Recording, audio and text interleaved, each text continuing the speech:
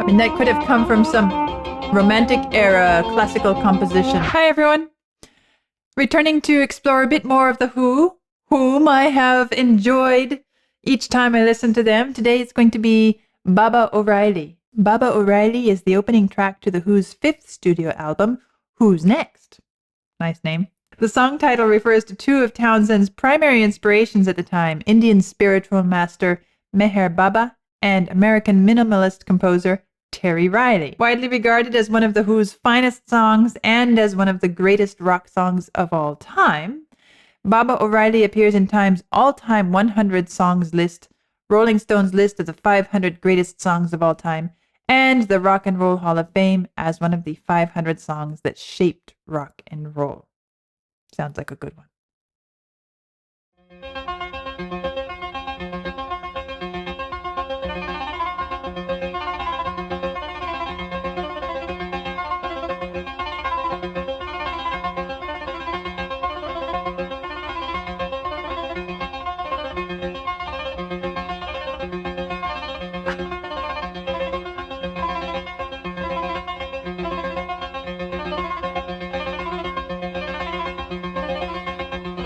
That introduction has some fun stuff going on, which it's not really Indian sounding, but I can hear a sort of Indian music influence in the way it's being modified and improvised and varied, but still using the same basic material and just kind of changing it up a bit. I like the way it progresses and develops within a compact framework.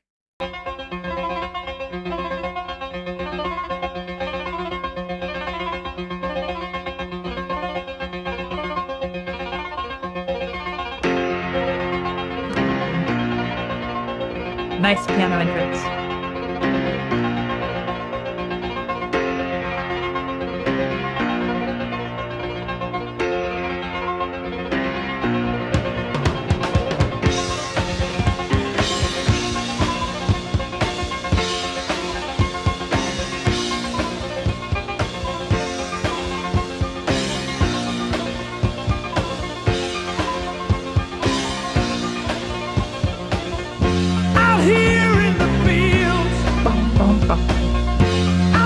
It's the bass.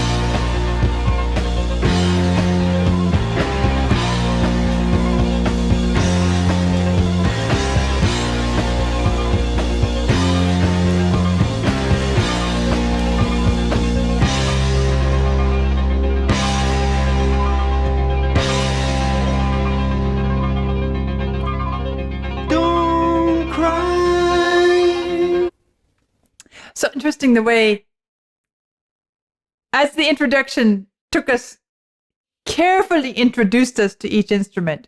First, that probably electronic-y keyboard something or other, and then the piano comes in, nice, clear piano entrance down in the bass, some nice solid chords, and then the drums enter, also a very distinct entrance, and it gives us time to enjoy.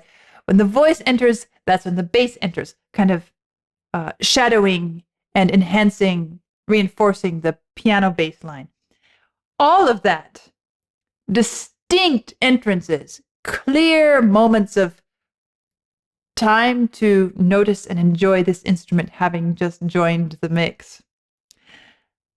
And then as the voice comes in, and that's the moment when the bass enters as well, it kind of split my attention between noticing every instrument and enjoying every instrument on its own and what it's doing, and paying attention to the voice. A couple lines in, suddenly it felt like everything had coalesced. And at that point, it was simply it was a unified song, everything all working together. And it was so interesting feeling that moment in which it shifted and each element became not its own, but part of the whole. I don't know if I would experience it the same way the second time around. Probably not. And I don't know how many of you have experienced that with this song. It has to do with how spaced out the entrance of each instrument is, so that we're really made to focus on each instrument. But a couple lines in, at somewhere there after the voice enters, suddenly, you know those, I forget what they're called, those pictures you look at, and if you manage to focus your eyes just beyond them, you see another picture emerge. It was that sort of moment of, things changed and shifted, and it was a whole different feel after that moment. Oh, and then what I meant to say, building up to what I meant to say, is that here, the sort of minimalistic composition influence shows through as well, because all of this stuff is happening and it's not really changing a lot. But there are these little tweaks, as I pointed out in that first bit where the nervous playing, you know, the shifting kind of pseudo-Indian-esque style, if I could put it that way, allows it to have some kind of gradual transformation shift. And as we get to the end of this, even though the instruments don't really change their range or change their material that they're working with, we end up with the feeling of a sort of driving towards a climax and then coming out of it. Right here. The way things start stacking.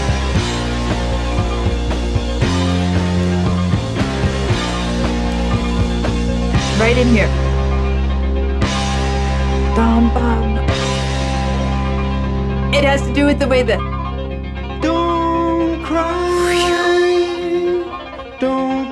it's almost like the drums changing and spacing out their contribution made it feel like we were intensifying the other instruments.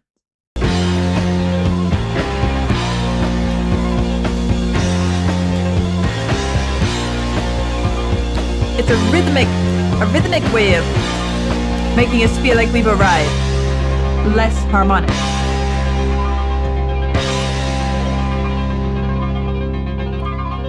Don't cry, don't raise your eye. It's only teenage wasteland. Sally, take my hand. We'll travel south across land. Put out the fire and don't look past my shoulder. The exodus is here. The happy ones are near. Let's get together before we get much older. Much older. Really takes it down instead of up there. Teenage wasteland. It's only teenage wasteland. Teenage wasteland. Oh yeah. Teenage wasteland. There are ways. It's funny how little moments stand out to me. Like when he said, before we get much older. And now here, this teenage wasteland. Different. And Teenage wasteland. Oh yeah. beautiful. Teenage Wasteland. Oh, wow. They're all wasted.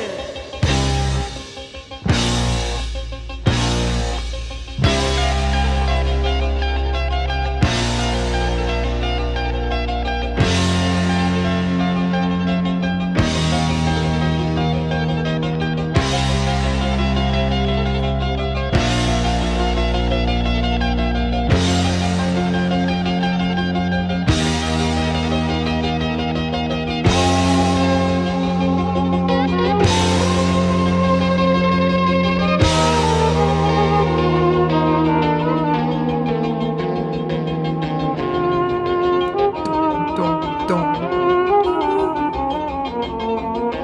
Interesting.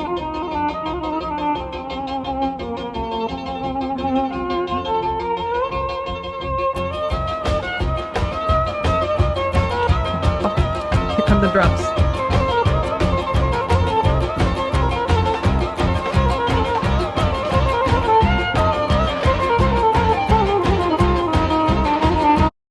Such smooth transition between something which sounds really traditional, classical Western, and then moving towards something more Oriental or Indian feeling. I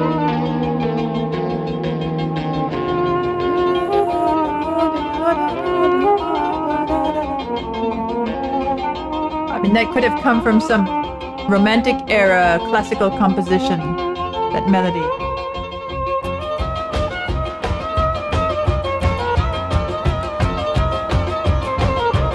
Or even a Fritz Kreisler.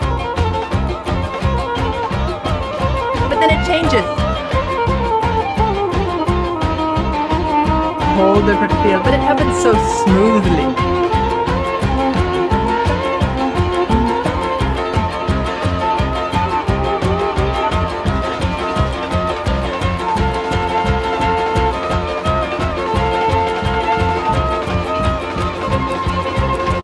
Almost to the point that it feels like, shall I say, Eastern Central European gypsy music?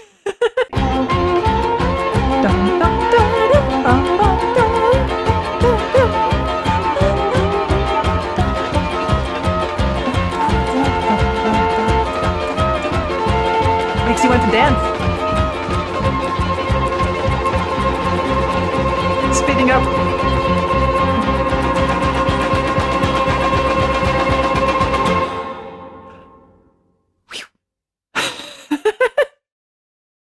That was fun. I guess what I enjoyed most about it is it seemed to run the gamut of stylistic influences.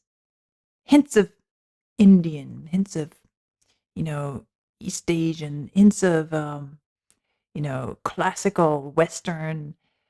Of course, all in the rock setting.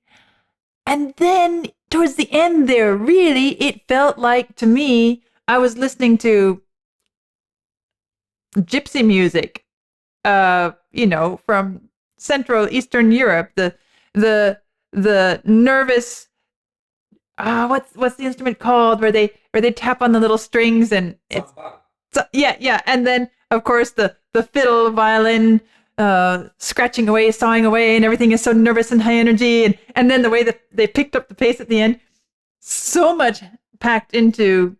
How many minutes of this? Okay, almost 5 minutes, but a lot happening in there with pretty much the same set of musical material in each instrument.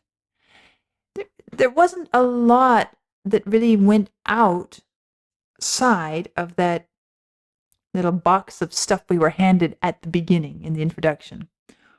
Okay, when the violin-y instrument, violin clarinet cross, because I'm not exactly sure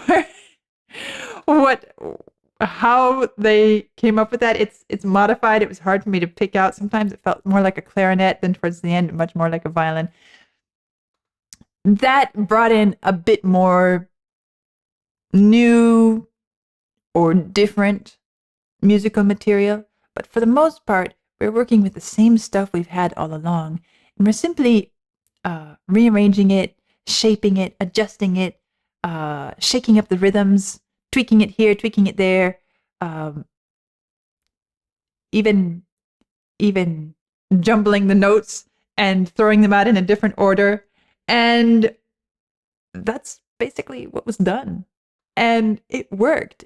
It's one of the things that made it feel like it had some continuity. It had some unity to it. Because you're passing through all these different styles along the way. It can start to sound hodgepodge, but it doesn't, because they've done a great job of keeping it contained and anchored to a certain small set of musical building blocks, let's say.